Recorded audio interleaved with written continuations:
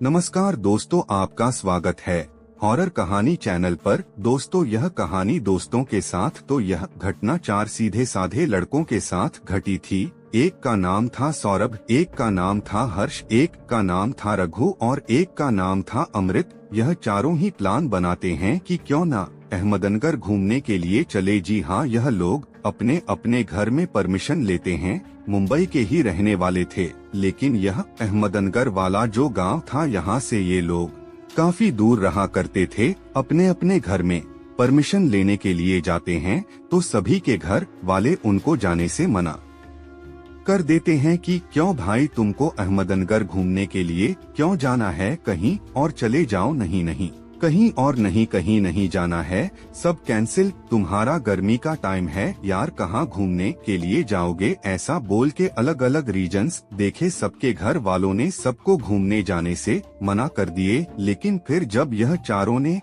Plan बनाया तो अपने ही प्लानिंग में यह इस नतीजे पर पहुँचे कि एक काम करते हैं, घर पे भूख हड़ताल कर देते हैं, खाना नहीं खाएंगे और घर वालों से किसी से ठीक से बात नहीं करेंगे, मुंह उतारे उतारे घूमेंगे तो हमारे घर वाले तो हमको हाँ कह ही देंगे। दरअसल ये चारों लड़के थे, इनकी उम्र यही कोई 23 से 24 साल के आसपास की थी। इतने बड़े भी नहीं थे, छोटे लड़के थे। इसीलिए इनके घर वाले इनको ऐसे अकेले ट्रिप में जाने से मना कर रहे थे, क्योंकि ये ऐसी जगह जाना चाह रहे थे जो नॉर्मल नहीं थी। आपको पता है, Ahmednagar Asia's most haunted place माना जाता है। कुछ लोग कहते हैं कि यह भूतिया जगह नहीं है, तो कुछ लोग कहते हैं कि इतनी डरावनी जगह है कि आप सोच भी नहीं सकते। तो ऐसे मामले में पेरेंट्स रिस्क लेंगे ही तो क्यों भाई, फिर क्या होता है। इन लोगों ने घर पर इतनी नौटंकी की है ना,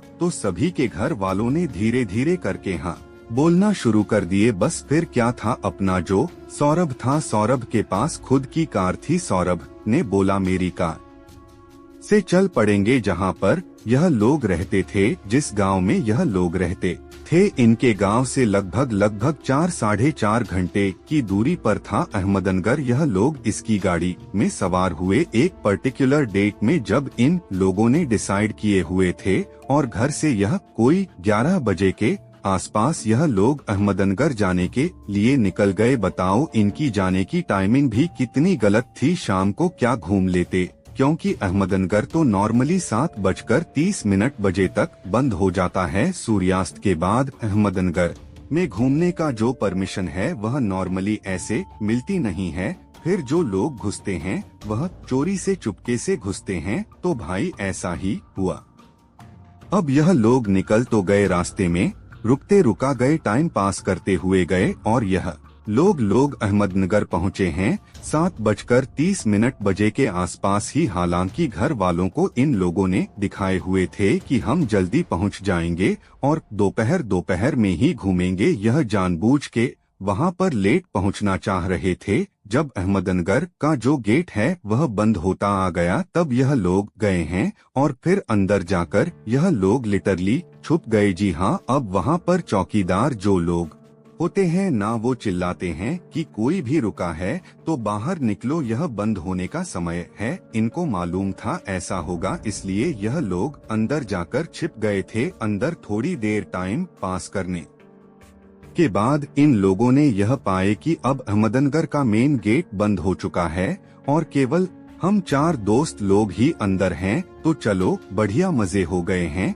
यहाँ पे मस्त फोटोशूट वगैरह करते हैं, घूमते फिरते हैं, यहाँ पे थोड़ी सी मस्ती मारते हैं, भूत प्रेत का एक्सपीरियंस लेते हैं, फिर निकलेंगे। ये लोग वहाँ पे मस्त टाइम पास करना शुरू किए। इतना टाइम पास किए कि कब रात के 10:30 11 बज गए, पता ही नहीं चला। इन लोगों के टाइम पास के चक्कर में इन लोगों का चारों का मोबाइल तक बंद होने की नौबत में आ गया। सभी का मोबाइल 35% की बैटरी में ही बचा हुआ है। जब यह लोग नोटिस करते हैं कि अरे, मोबाइल की हालत यह हो गई है, और हम में से किसी ने भी, कमाल की बात यह है कि किसी ने भी डाटा केबल नहीं रखा है जिससे वह अपने मोबाइल को कार में चार्ज कर सके। तो इनका दिमाग खराब हो गया। बोले, यार आज की पार्टी वेस्ट पार्टी, हालांकि कि ये गलत वैसी वाली पार्टी नहीं कर रहे थे। ऐसे घूमना फिरना, एंजॉय करना, चिप्स खाना, कोल्ड ड्रिंक पीना, ऐसी वाली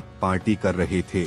लेकिन फिर भी इन लोगों ने सोचे कि यार अब जाना पड़ेगा, क्योंकि घर वालों का भी बैक टू बैक फोन आ रहे हैं और एक बार हमारा फोन बंद हो गया तो लफड़ा हो जाएगा। ऐसे ही सोच के ये लोग अब अहमदनगर से लगभग 11:30 बजे के आसपास निकले हैं। अपनी गाड़ी में सवार हुए और घर की तरफ निकल पड़े। थोड़ी आगे जाने के बाद हाईवे को छोड़ के एक वन वे रूट पड़ता। वह वन वे रूट पूरी तरीके से सुनसान था। वहाँ पर स्ट्रीट लाइट्स भी इतनी दूरी पर लगी हुई थी कि पूछो मत। दरअसल यह एक अंदर कट के शॉर्टकट जैसा रास्ता आता नहीं, यह कोई भूतिया रास्ता तो नहीं था। यहाँ से लोग आते जाते थे लेकिन कम, क्योंकि यह रास्ता थोड़ी अंदर तरफ से थोड़ा सिटी और गांव के इलाकों को छोड़ के कहीं से घूम के बाहर की तरफ आता था, इसलिए यहाँ पर कम लोग आते थे। इन लोगों ने सोचा थोड़ा लेट हो गया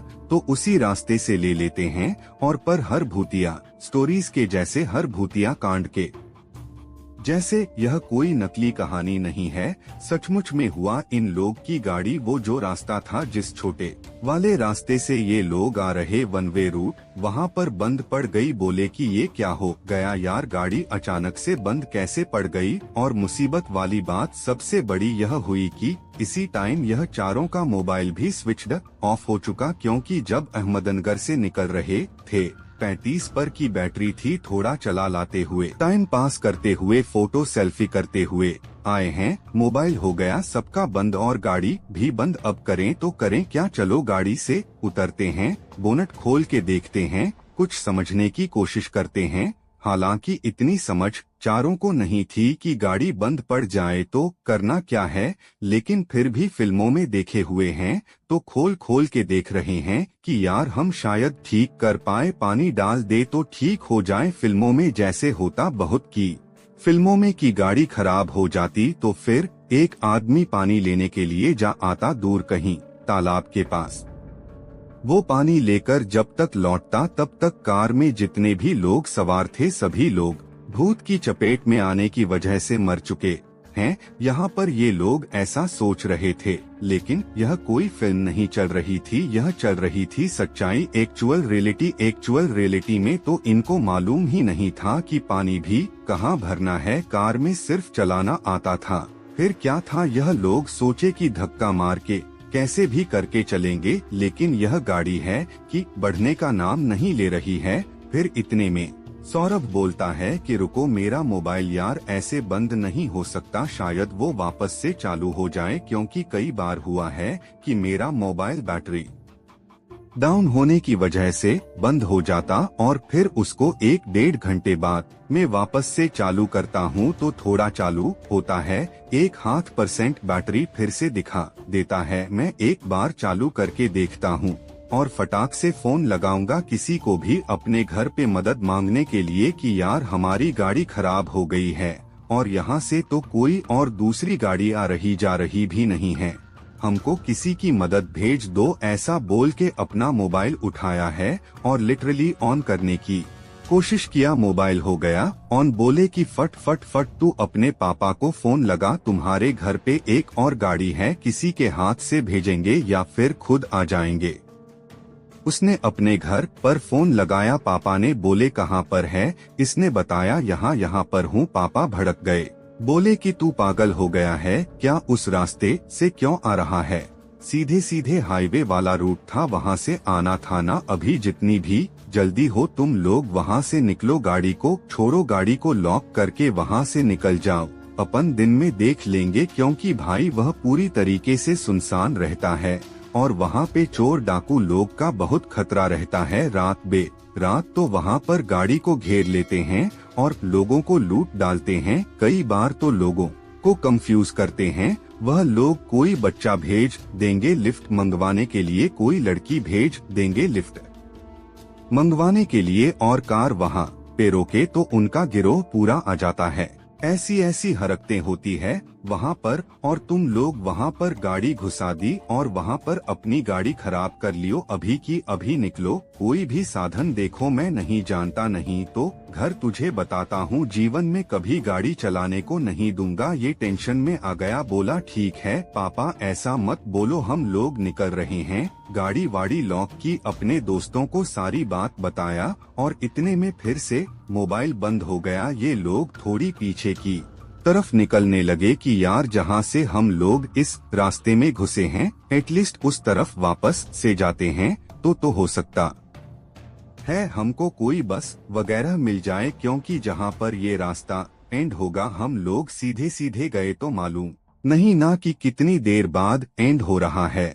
रोज का तो आना जाना नहीं है ना इनका। अहमदनगर इस इलाके में पहली बार या दूसरी बार आए होंगे, इसी वजह से भाई यह लोग अब उल्टा चलना शुरू किए हैं। विश्वास नहीं मानोगे, थोड़ी दूर जाने के बाद इन लोगों को एक 7 सीटर कार की हॉर्न मारने की आवाज सुनाई दी। यह गाड़ी उनको जिस तरफ जा रहे थे उसी तरफ से आती हुए दिखाई दी। यह खुश हो गए, बोले अरे वायर गाड़ी आ रही है, चलो चलो चलो इससे लिफ्ट मांगते हैं। यह लोग चारों के चारों ना बीच रोड में खड़े हो गए और लिफ्ट प्लीज प्लीज प्लीज रोक दो, हमको जाना है, हमारी गाड़ी खराब हो गई, चिल्लाने लगे। अरे भैया वो जो कार वाला आ रहा था ना उसने गाड़ी रोका भी। यह बड़े खुश होके कार की तरफ बढ़े हैं कि बैठ के जाएंगे मस्त से। हाँ ये लोग गए भी, नॉर्मल सा आदमी बैठा हुआ था। बोले कि भैया हमारी गाड़ी खराब हो गई, प्लीज हमको बाहर तक छोड़ दो जहां से हमें अपने घर जाने का साधन मिल पाए। तो भैया ने बोले ठीक है बैठ जाओ, मैं कौन सा मना कर रहा हूँ। भैया का बोलने का यह तरीका इन लोगों को बड़ा अजीब लगा, लेकिन सोचे कि छोड़ो ना यार, अपने को जाने को तो मिल रहा है, साधन तो मिल रहा है, बैठ जाते हैं। भैया की गाड़ी में बैठ गए 3 पीछे और एक भैया के बाजू में। भैया के बाजू में जो बैठा वो था रघु। अब रघु जैसे ही बैठा और भैया ने पहला ही अपना वो जो होता है गियर घुमाए हैं और आगे बढ़ाए हैं। रघु का ना मोबाइल जमीन में गिरा, जमान में बोलता हूँ मतलब वही कार में जहाँ ये बैठे सीट के नीचे गिरा। जैसे झटके से गाड़ी आगे बढ़े तो रघु झुका मोबाइल उठाने के लिए और रघु की नजर पड़ी है भैया के पैर में जो कि थे ही नहीं। रघु का दिमाग खराब, उठाते उठाते पैर की तरफ देख रहा है। मैं गलत देख रहा हूँ या सही में भैया के पैर हैं ही नहीं तो क्या आ रहा है। बड़ा ध्यान से नोटिस करने के बाद कि भैया का शरीर का तो सिर्फ कमर तक का ही हिस्सा है, तो यह कार चल कैसे रही है। झुके झुके ही उसने कमर के हिस्से से ऊपर की तरफ देखा और भैया बड़ी शैतानी नजरों से इसी को ही घूर रहे थे। इसने बोला दोस्तों सुनो ना, अपन यहाँ पे उतर जाते हैं, आगे ना हनुमान जी का एक मंदिर है, वहाँ पे चलते हैं, चलो हनुमान चालीसा गाओ, जय हनुमान ज्ञान गुण सागर जय कपी से 3 लोग उजाकर। भैया ने झटके से गाड़ी रोके, क्या चिल्ला रहे हो तुम। और पीछे तीनों दोस्त भी देख के बड़े टेंशन में आ गए कि रघु क्या कर रहा है। अचानक से जय हनुमान ज्ञान गुण सागर दोस्तों नहीं बोले कि हाँ भाई, तो अचानक से हनुमान चालीसा क्यों गाने लगा। अरे अरे तुम लोग भी गाओ, आगे मंदिर आने वाला है, बहुत प्रसिद्ध मंदिर है, वहाँ पर हनुमान जी होते, चलो गाओ जय हनुमान ज्ञान गुण सागर। भैया ने बोले उतर, गाड़ी से उतर, अभी के अभी उतर, सब उतरो, यहाँ पे कोई गाना नहीं गाएगा, उतरो। ऐसा बोल के ना धक्का मारे रघु को और रघु मुंह के बल दरवाजा खोलते हुए बाहर गिराए। पीछे तीनों लड़कों को इन लोग इसने गिरे गिरे इशारा किया कि ये तीनों समझ के कुछ ना कुछ झोल जपाटा है, क्योंकि रघु सबसे ज्यादा समझदार था इस ग्रुप में और रघु ऐसा इशारा कर रहा है तो हमको भी गाड़ी से उतर जाना चाहिए। ये फटाक से गाड़ी से उतरे हैं और जैसे ही उतरे हैं इसने एक का हाथ पकड़ा और आगे की तरफ दौड़ना शुरू कर दिया। बाकी के 2 दोस्त भी दौड़ रहे हैं, ये दोनों के पीछे दौड़ते दौड़ते बोलते हैं अरे रघु ऐसा क्या हो गया, ऐसा क्यों भाग रहा है, बता तो सही। रघु बोलता है वो कोई भैया भैया नहीं, वो भूत है, उसका पैर ही नहीं है, फिर भी गाड़ी चला रहा है, उसकी आंखें बड़ी खौफनाक, मैंने देखा हूँ, वो लिटरली भूत है, मुझे देख के इविल स्माइल किया है। इन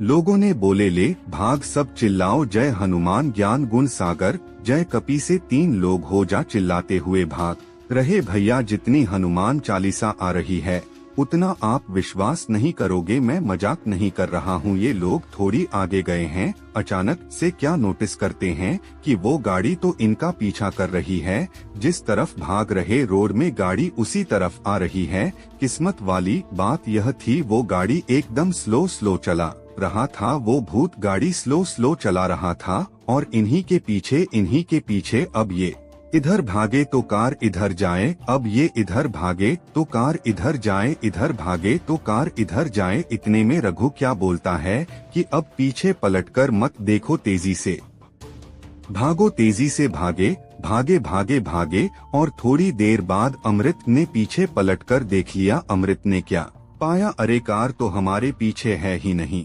अमृत चिल्लाता है, अरे कार नहीं है हमारे पीछे, रुक जाओ कार नहीं है। ये सब के सब रुक गए, कार सचमुच में नहीं थी। उतने में पीछे से कारा झुक से और अमृत को ऐसा उड़ाते हुए तेजी से निकली है ना, जिधर से आई थी उधर की मैं क्या बताऊं। अमृत ऑन द स्पॉट वहीं पर टाई हो गया। अमृत का खेल अभी क्या बोले, उसकी सांसें रुक गई वहीं पर। अब तीनों देख के इनका दिमाग खराब। अमृत उठ जा, अमृत की सांसें नहीं चल रही है। वो कार कहाँ गया, वो भैया कहाँ गया, कुछ पता नहीं। अब क्या करें। इन लोगों ने बोले कि अमृत को उठा के इधर जंगल की तरफ बढ़ लेते हैं। अगर वो कार फिर से घूम के आ गई ना, वो भूतिया कार, तो मिक्के के साथ साथ अपन तीनों को भी उड़ा देगी। तो अमृत को उठाओ और वो जंगल वाले रास्ते में झाड़ी पेड़ पौधों में ले चलो। वहाँ पे ना बहुत सारी झाड़ी वाड़ी थी, उठा के उसको लेकर गए। अब कोई कार आती भी कैसे यहाँ पर, चाहे भूतिया होती या इंसानी होती, इतनी ज्यादा झाड़ी पेड़ पौधे थे कि यहाँ पर कार नहीं आ सकती थी। यहाँ पर सिर्फ आ सकते थे सांप, लेकिन ऐसी सिचुएशन में तो सांप भी सेफ लगे। ये लोग वहाँ पर चले गए और फिर बोले कि अब कैसे भी करके कोई भी अपना मोबाइल चालू करने की कोशिश करो और फोन लगाओ। किस्मत से भाई अब हर्ष का मोबाइल ना ऑन हो गया, वैसे ही क्योंकि इसने सोचा कि सौरभ का भी हो गया था, मेरा भी हो जाएगा। इसने किया एक पर में इसका भी ऑन हुआ। फटाक से इन लोगों ने उसके पापा को फोन लगाए हैं, पूरी बात बता दिए। उसके पापा तो इतना रोने लगे फोन में, बोले बेटा जल्दी से अपनी लोकेशन भेजो, हम जितनी जल्दी हो सके उतनी जल्दी आएंगे। और किस्मत से इसने जैसे लोकेशन भेजा तक से एक सिंगल टिक आई है और मोबाइल बंद। बोले कि ठीक है भैया, लोकेशन चली गई होगी, अच्छा है। सिंगल टिक आई, जैसी भी आई उनको मिली जाएगी। ठीक 1 घंटे तक यह लोग वहीं पर बैठे रहे, 1.5 घंटे में वो, उसके पापा, उसकी मम्मी और कोई अंकल थे, वो इतनी तेज गाड़ी भगाकर वहाँ पर पहुँचे हैं। वहाँ पर आने के बाद तो अमृत की मम्मी बेहोश हो गई थी अपने बेटे की ऐसी अवस्था देख के। इतनी देर में यहाँ से कोई गाड़ी वाड़ी क्रॉस नहीं हुई थी और इनमें से किसी का भी मोबाइल भी चालू नहीं था। इनकी कार भी बहुत दूर खड़ी हुई थी, अवस्था बहुत खराब हो गई थी। फिर अमृत के पापा ने, वो अंकल ने मिलके अमृत के मृत शरीर को उठाए हैं, गाड़ी में डाले हैं। सब लोग सवार हुए, यह पहुँचे अपने गांव। सुबह अमृत का अंतिम संस्कार हुआ और इनको मिला जिंदगी का एक सबसे बड़ा पछतावा, एक सबसे बड़ी गलती। आज तक पछताते हैं कि काश हम अपने बड़ों की बात मान ली होते, काश हम लोग जिद नहीं किए होते, भूख हड़ताल में नहीं बैठे होते। अरे काश वह भूतिया कार वाले भूतिया भैया से लिफ्ट नहीं मांगे होते, काश हमने प्लान नहीं बनाए होते कि अहमदनगर में रात को बिना मतलब के एक्सप्लोर करना है। आज हमारा दोस्त अमृत, हमारा लंगोटिया यार अमृत जिंदा होता। अगली कहानी है तांत्रिक के बारे में। पहला मेन किरदार अंश का, जिसका पेशा एक कैब ड्राइवर का इसी खुद की कार थी और यह अपनी कार, अपनी कैब को एक शहर से दूसरे शहर में चलाता था। यह वैसा वाला कैब वाला नहीं था जो एक ही शहर में कैब चलाते हैं, यह अपनी गाड़ी को एक शहर से दूसरे शहर लेकर जाता था। ग्राहकों को बिठा के रहने वाला तालपुर के इलाके का, इसलिए सारी सवारियां उसकी उसी इलाके की होती थी। दूसरे आदमी का नाम था राजेश यह रहने वाला खरगोन गांव से थोड़ी दूरी पर एक और ही छोटा गांव था, वहां का था। दरअसल यह पेशे से फेक तांत्रिक था। लोगों को क्या बताता था कि मेरे अंदर एक ऐसा विद्या है जिस विद्या की मदद से मैं कुछ भी कर सकता हूँ, किसी की भी बाधा यूं ठीक कर सकता हूँ। मेरे पास मेरी पोटली में भूत प्रेत रखे रहते हैं। अगर किसी को कोई भी परेशानी होती है तो मेरे भूत प्रेत मेरे इशारों पर नाचते हैं। गांव के सभी लोग राजेश के ऊपर विश्वास भी करते थे। गांव में किसी की तबीयत खराब होती थी, पेट खराब होता था, पैर दुखता था तो भी उसके पास जाते थे, डॉक्टरों के पास नहीं जाते थे, राजेश के पास जाते थे और यह बोलते थे कि देखो हमें ठीक कर दो। वो भी पता नहीं कौन सा मंत्र हवा में फूंकतायनगे भी होता है, उस वजह से वो लोग ठीक भी हो जाते थे। तो इसकी ख्याति काफी टाइम से चल रही थी। इसको आसपास के गांव के लोग बहुत अच्छे से जानते थे, यहाँ तक कि अंश भी बहुत अच्छे से जानता था। अंश के परिवार में भी राजेश को बहुत बड़ा बाबा मानते थे, बहुत बड़ा। अब भाई सुनो, सिचुएशन कहाँ पर खराब होती है। राजेश यह कहता था कि किसी को भी किसी भी तरह के भूत बाधा प्रेत बाधा हो तो मेरे पास लेकर आना, मैं ठीक कर दूंगा। सभी लोग मानते भी थे। अब एक बार की बात है, अपना अंश क्या था कि उसको एक सवारी मिलती है। तालपुर से 2-3 लोग थे, एक फैमिली वाले थे और इनको तालपुर से उसी खरगोन गांव के इलाके में जाना था। रवि दिन में उस सवारी को बैठता है और वहां तक पहुंच जाता है। तालपुर से जितना भी टाइम लगता है, लेकिन निकलने वहां से वापस निकल के घर भी तो आना था ना। तालपुर में निकलने में उसे शाम हो जाती है। वो शाम को मनी मन सोच रहा था कि मैं इसी रास्ते से तो गुजर रहा हूँ, राजेश बाबा का घर यहीं पर मिलेगा, उनसे मिल लेता हूँ, आशीर्वाद ले लेता हूँ तो कोई परेशानी बाधा होगी तो ठीक हो जाएगी। वो शाम को वहाँ से निकलना शुरू करता है। ना जाने क्यों गाड़ी अच्छी खासी चल रही थी, गाड़ी रास्ते में बंद पड़ जाती है और बड़ी मुश्किल से उसको थोड़ा रिपेयरिंग वगैरह भी आती थी। रिपेयरिंग वगैरह करता है, ठीक करता है, बोला हाँ अभी ठीक है, अभी आगे बढ़ता हूँ। अब गाड़ी बढ़ाना शुरू करता है तो देखते ही देखते अंधेरा ढलने लगता है। रात के तकरीबन 9:30 का टाइम हो गया था और ये एक ऐसे इलाके में पहुँच गया था जो कि थोड़ा जंगली इलाका था। जंगली इलाका, सुनसान, स्ट्रीट लाइट भी नहीं, ज्यादा कोई दिख भी नहीं रहा था। अचानक से अंधेरे को चीरते हुए इसे दिखाई दिया एक परिवार जो 4 लोगों का था, एक आदमी, औरत और 2 बच्चे, एक लड़का और एक लड़की थी। यह घर के सामने खड़े थे। जिस घर के सामने यह लोग खड़े थे उस घर का हुलिया भी बड़ा ही बेकार सा था, सामानों की खंडरी। सोचा कि चलो सवारी मिल तो गई, जहां मैं इतने गांव से इतने दूर तालपुर अपना अकेले लौट रहा था, सवारी को बैठा के ले जाऊंगा, थोड़ी कमाई भी हो जाएगी। और रही बात राजेश बाबा की, तो उनका दर्शन भी हम फिर कभी कर लेंगे। अभी शायद उनकी ही इच्छा होगी कि मैं सवारी को लेकर जाऊं और थोड़ा पैसा कमा लूं। वो सवारी को बैठा लेता है, बढ़ने लगता है। यह सोचा कि थोड़ी बातचीत भी करूंगा, बातचीत करना शुरू करता है, लेकिन वो लोग की पीछे से ज्यादा जवाब ही नहीं दे रहे थे, खाली हाँ हम। इसी में वो सफर कटा जा रहा था। अंश के मन में थोड़ा सा यह आया कि एक बार देखता तो ये लोग बोलते क्यों नहीं यार, ज्यादा कुछ तो जो मिरर होता है ना, ड्राइवर के सामने लगा रहता है, उसे थोड़ा सेट करता है। क्या बात है, पीछे की सीट में कोई है ही नहीं। अंश का देख के बिल्कुल खून सूख जाता है, क्योंकि अभी ये जितनी देर से इनसे बात कर रहा था वो जवाब दे रहे थे थोड़ा बहुत। अभी थोड़ी देर पहले उसने उन लोगों को अपनी गाड़ी में बिठाया था।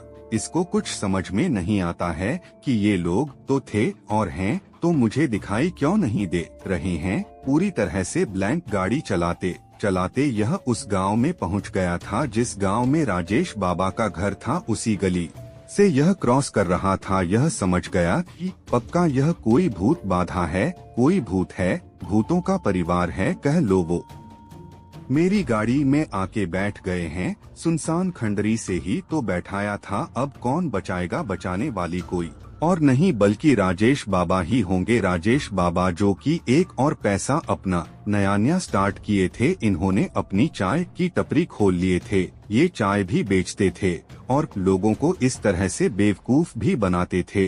बाबागिरी करके अब वो गाड़ी घुमा लेता है। मालूम था पीछे से कोई कुछ बोलेगा नहीं, लेकिन वो ज्यादा रिएक्ट नहीं करता है डरने का। उसे कभी वो लोग दिखाई दे रहे थे, कभी वो लोग नहीं दिखाई दे रहे थे। अब तो क्लियर हो चुका था मैटर क्या है। रवि का बाबा ही बचा पाएंगे। गाड़ी की रफ्तार बढ़ाता है और सीधे रोकता है राजेश बाबा की टपरी के सामने। राजेश बाबा अपनी चाय बना रहे थे। यह तुरंत अपनी गाड़ी से उतरता है और भागते हुए राजेश बाबा के पास जाता है। बोलता है कि बाबा बाबा मुझे बचा लीजिए, मेरी गाड़ी में कुछ भूत बैठे हुए हैं। इतनी देर से मैं उन्हें कह रहा था कि चाय पी लो, चाय पी लो। वो उतरे नहीं। विश्वास नहीं मानोगे आप, चल के देखो वहाँ कोई भी नहीं है। मेरी गाड़ी में सचमुच में भूत है जो सिर्फ मुझे ही दिखाई दे रहे हैं, शायद आपको दिखाई नहीं देंगे। राजेश बाबा बोलते तू क्या बोल रहा है, तू क्लियर तो बोल, क्या इतना कंफ्यूजन वाली बात क्यों बोल रहा है। फिर वह राजेश बाबा को पूरी बात बताता है, पूरी। जब वो तालपुर से निकला था खरगोन गांव के लिए परिवार को लेकर सारा मैटर समझाता है। राजेश बाबा की सिट्टी पिट्टी गुल, ये क्या मैटर है भाई। राजेश बाबा सचमुच में डरने लगे, क्योंकि सचमुच में थोड़ी भूत भगा सकते थे। उसे चिल्लाना शुरू कर देते, तू बिना परमिशन के कैसे आया, बिना पूछे बिना बात किए कैसे आया, बिना फोन लगाए कैसे आ गया, चल निकल यहाँ से, निकल निकल, ऐसा करके चिल्लाने लगते। अब यह बहुत हाथ पैर जोड़ता है, गिड़गिड़ा आता है। राजेश बाबा बोलते हैं कहाँ फंस गया यार। बोले ठीक है चल, अभी इतना बोल रहा है तो कोशिश करते हैं। घर पे मेरी पोटली है, पोटली लेकर आएंगे, पवित्र जल छिड़क के देखेंगे। भागते भागते हैं क्या राजेश बाबा जाते हैं, पोटली उठाते हैं, अपने 2 फेक चेलों को भी इकट्ठा करते हैं, उसकी गाड़ी के पास आते हैं। वह जो भूत थे, अंदर जो भूतों का परिवार था, वह शायद अंश को अभी भी दिखाई दे रहा था, लेकिन राजेश बाबा और उसके चेले नहीं देख पा रहे थे अभी। जैसे ही वह एक पवित्र जल, गंगा जल था, छिड़क है, गाड़ी जोर से वाइब्रेट करना शुरू कर देती है। राजेश बाबा के पैरों तले जमीन निकल जाती है। बोले यह क्या मैटर हो रहा है, गाड़ी कैसे कांप रही है। फेक तांत्रिक तो था, असली तांत्रिक तो नहीं था। चेलों की और सिट्टी पिट्टी घुल, लेकिन शो ऑफ तो ऐसे करना था अंश के सामने जैसे हम सचमुच में सब कुछ कर सकते, जैसे तैसे करके। पता नहीं कौन सेकंड से मंत्र हवा में पड़ते हैं, पानी वानी छिड़क हैं। अभी ना जाने कैसे वो कभी दिख रहे थे, कभी नहीं दिख रहे थे। ना तो अंश को नहीं दिखना शुरू हो जाते हैं, मतलब अंश की आंखों के सामने से ओझल हो जाते हैं। वो जो भूत थे, इसको ऐसा लगता है कि चलो यार बाबा ने भगा दिए। बाबा भी बोलते हाँ नहीं दिख रहे, नहा गए, देखो भूत गए, हमने भगा दिए भूत को। एक काम करो तुम अपने साथ ये गंगाजल लेकर जाओ। राजेश बाबा को मनी मन यह लग रहा था कि शायद मेरे गंगाजल छिड़कने की वजह से यह भूत चले गए, तो उसे गंगाजल पकड़ा देते हैं। बोलते हैं कि जाओ और जब तक घर नहीं आ जाता गंगाजल को अपने साइड में ही रखना, और कुछ गड़बड़ लगे तो तुरंत छिड़क देना। तुरंत जब बैठता है गाड़ी में, गंगाजल लेता है और अपने घर जाने के लिए गाड़ी बढ़ा देता है। अब ठीक अगले दिन ये सारी घटना रात के 10:30 बजे के आसपास की रही होगी, जो कुछ भी हुआ। ठीक अगले दिन सुबह 10:30 बजे राजेश बाबा के घर पर फोन आता है। यह फोन किसी और का नहीं बल्कि अंश की मां का था। अंश जिसकी मृत्यु हो चुकी थी एक सड़क हादसे में। राजेश बाबा की सिट्टी पिट्टी कुल कैसे मृत्यु हो गई, लौट रहा था ठीक ठाक। तुरंत बाबा घर पर पहुंचे। उन लोग के घरेलू रिश्ता था ना, तो बताया गया कि जो अंश की डेड बॉडी मिली पुलिस को इस हालत में थी, आंखें पूरी तरह से फटी हुई, जुबान बाहर आ चुकी थी, मानो जो चेहरे की रंगत पूरी तरह से खत्म हो चुकी थी, पूरा सफेद चेहरा पड़ चुका था। उसने गाड़ी की स्टीयरिंग को इतना टाइट पकड़ा हुआ था जैसा मानो कि वह स्टीयरिंग को छोड़ना नहीं चाह रहे। रिएक्शन कुछ इस तरह के थे कि जैसे उसने पता नहीं सामने क्या देख ली, कुछ ऐसा कुछ मतलब बहुत डरावने एक्सप्रेशन क्या देख लिया हो, किसी को कुछ नहीं पता, गाड़ी पूरी तरह से चिथरे चिथरे उड़ चुकी थी, ऐसा मानो किसी ने बहुत बुरी तरह से टक्कर मारी हो, लेकिन टक्कर मारने के निशान कहीं नहीं थे, किसी ने उसको टक्कर नहीं मारी थी। न सिचुएशन गाड़ी की ऐसी थी कि ठोस मार के यह गाड़ी पलटी हो, लेकिन उस रात वहाँ से कुछ और क्रॉस नहीं हो रहा था। राजेश बाबा क्लियर समझ जाते हैं, यह जो भी घटना हुई है ये किसी और की वजह से नहीं बल्कि उन्हीं भूतों की वजह से हुई है, जिन भूतों की बात पिछली रात अंश कर रहा था। राजेश बाबा आज यह फेक तांत्रिक नहीं होते तो शायद उसकी जान बच गई होती, शायद वह मदद मांगे होते, शायद अगर नॉर्मल इंसान होता तो बोलता कि छोड़ आज मेरे घर पर सो जा, शायद अगर वह किसी और बाबा को जानता होता, किसी और पुजारी या फिर किसी और तरीके को जानता होता तो मंदिर मंदिर लेकर जाता, सिचुएशन चेंज हो सकती थी। लेकिन केवल एक झूठ की वजह से इसको दिखाना था ना मैं बाबा हूँ, यह छाप रहा था ना उसी से पैसा, एक आदमी की, एक नॉर्मल से इंसान की जान चली गई, कितना ज्यादा दुख बीता होगा उसके परिवार के ऊपर। यार किस तरह के लोग होते हैं, इसलिए मैं हमेशा बोलता हूँ जो तांत्रिक बाबा लोग हैं ना, इनके ऊपर हमेशा आंख बंद करके विश्वास मत करना, ज्यादातर केसेस में ये लूटने वाले ही लोग होते हैं। मैं इन्हें कहूँगा कि सब लोग ही झूठे हैं, लेकिन मैं यह कहूँगा कि जो तांत्रिक बाबा यह अपने आप को कहते हैं और जो बहुत ढंडोरा पीटते हैं ना, उनके ऊपर थोड़ा सोच समझ के विश्वास करना, क्योंकि जिनके अंदर सच्चाई होती है वो ढंडोरा नहीं पीट, उनके बारे में आप लोगों को अपने आप पता चल जाएगा। और ज्यादा दिखावा जो कर रहे हैं उनके बारे में थोड़ा सोच समझ के ही कोई कदम उठाना है। विश्वास करना दोस्तों, मैं उम्मीद करता हूँ कि आपको ये दोनों कहानियाँ जरूर पसंद आई होंगी। तो दोस्तों मिलते हैं नई कहानियों के साथ, धन्यवाद।